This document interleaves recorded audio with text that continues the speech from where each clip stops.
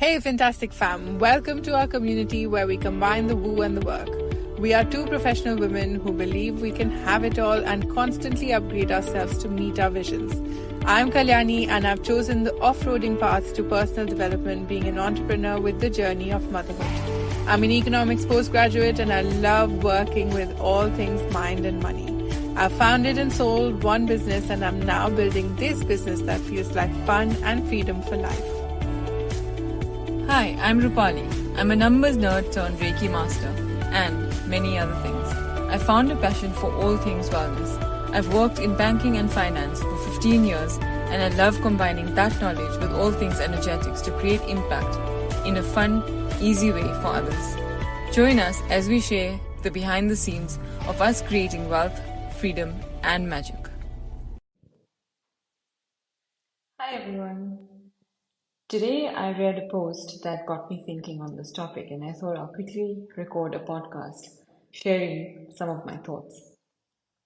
The post said, I wish more people would understand that you can manifest anything you ever wanted if you just did the inner work, released your fears and limiting beliefs holding you back, reprogrammed your subconscious mind and started to show up in the world as your most authentic self. Now that's a pretty big point. But I think the takeaway in the message is simple, and that can be really deconstructed in a few different ways.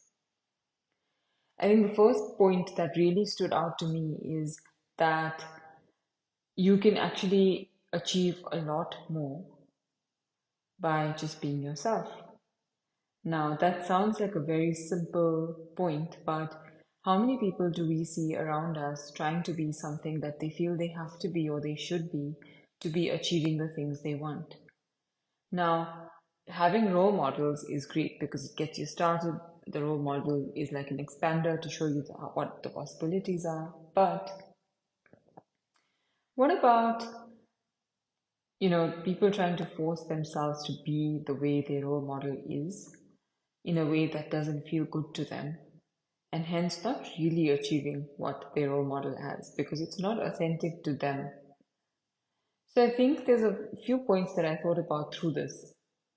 Basically, the inner work that is required is a critical point in terms of action that is required to achieve what your desires are. Now, what does inner work mean? Inner work really means understanding yourself better, observing yourself, and by observing yourself, I mean it could be through journaling, meditation, to create that space, to identify any emotional patterns, such as self-doubt or anxiety or any self-worth issues, because these patterns that you notice can then help you that's your first step, right? Unless you're aware, you can't do anything about it. So that's the first step, awareness, beyond which you can then work on healing them or overcoming them, leading to more aligned, being more aligned. Then, from that, once you're aware, how do you overcome limiting beliefs?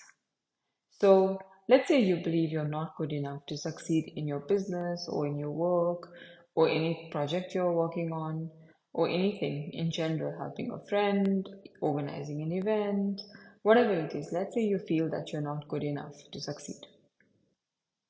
Then what could you do? I think something that one of my coaches in the past told me was, you know, the fake it until you make it kind of phrase could sound a bit odd, but she said that it's actually really effective over time. And what she meant is not what some people, interpret this as in terms of lying or being someone you're not in front of other people and, you know, for negative ulterior motives. It's more kind of be that person in your head. What is that person that succeeds? What does that person that succeeds look like? What does that person do? How does she or he wear their clothes? How is their posture? How is their tone? How is their speech? And really embody some of these traits that may feel good in your mind and practice those. It's not about copying. I think it's about being inspired. So opening your awareness to different options out there, because there are many different versions of these people. They're a combination of many different things. And it's about finding what resonates with me the most. And as you do this basically mentally, mental kind of work, physically kind of practice certain things, what you're essentially doing is you're building neural pathways. What are neural pathways? Neural pathways are basically two neurons that wire and fire together as you do things. So over your lifetime, because basic things like being able to walk or talk or, kind of our day-to-day survival needs, we've done that so many different times that you don't even think about it. Like when you want a glass of water, you don't have to think about how you're going to get your legs to move. Most people don't. And, or for that matter, when you're eating, you don't have to think about how to chew in a way that, kind of as in terms of the steps that are required. Now, I know I'm not talking about mindful eating and mindful kind of walking and things like that, but just in general, for survival, you don't really need to think about these things because you have neural pathways. So when you're faking it until you make it, firstly, you're test driving a few different traits that you'd like to have, and you're seeing how it feels. If you don't like it, if it doesn't feel good, really think about it. Is it because it doesn't feel authentic in the sense of it feels like it's not aligned with you?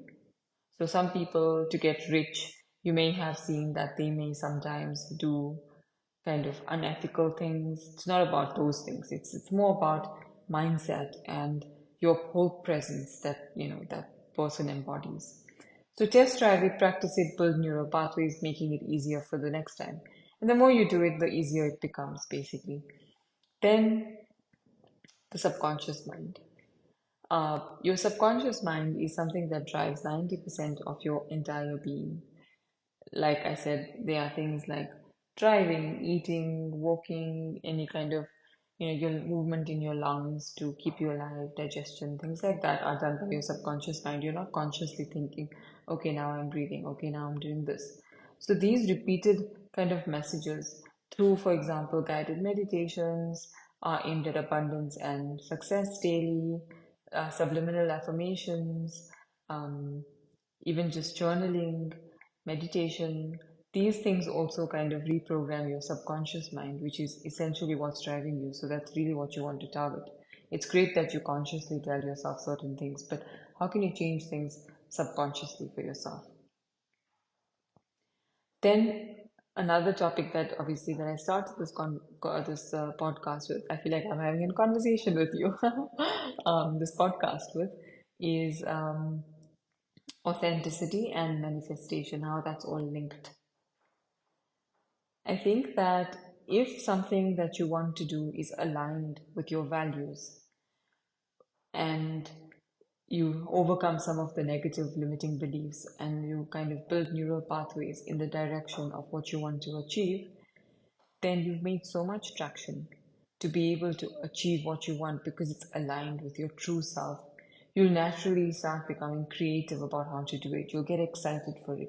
Think about different things you've achieved in your past and how excited you have been to achieve those things and how easy it's become when you're excited versus, oh, I've got to do this, I want to do it, but I'm scared, what if I fail? All this negative self-talk. Essentially, some of the work that I mentioned earlier in terms of the inner work, overcoming limiting beliefs, you're moving past that negative self-talk that consumes so much of your energy.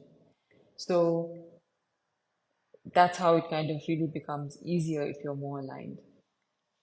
And then manifestation. I think manifestation, a super critical step is to um, have some kind of vision. It could be, we all kind of process things differently. It could be a vision, it could be a feeling, it could be an emotion, a feeling in your body or an emotion of how you feel. It could mean many different things. So, really fine tune what you want. What is your vision? What is it that you want to manifest? I mean, more money is great. We all want more money. But what do you want the money for? Do you want it for freedom? Do you want it to be able to help people? Do you want it to be able to, you know, achieve certain things? just really define what is it that you want money for, because sometimes we prevent ourselves from receiving and achieving more money or having more money because we don't really know what we want it for. And when you don't know something, your subconscious automatically thinks, oh my goodness, this is the unknown. I'm scared of the unknown. I need to keep this human alive. And it goes into action mode, trying to not let us proceed in this unknown direction.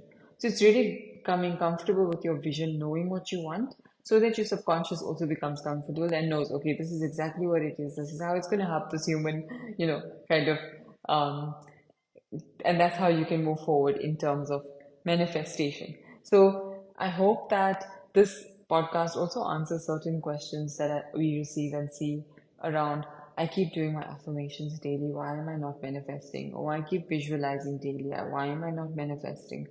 These kind of subconscious patterns, limiting beliefs, are the real reason why you're not achieving those things, because there's a conflict going on within you. It's your inside your subconscious versus your conscious that is doing these affirmations. So here we are trying to bridge the gap between the two through these exercises. Let me know how this goes if you try it. And like I said, we always love receiving messages from you. Any questions, thoughts that pop up, DM us. And yeah, see you in the next episode. We would really appreciate your feedback as reviews on the podcast app you tune in from. Support us also by sharing this podcast with 3 of your besties who would benefit from being fantastic.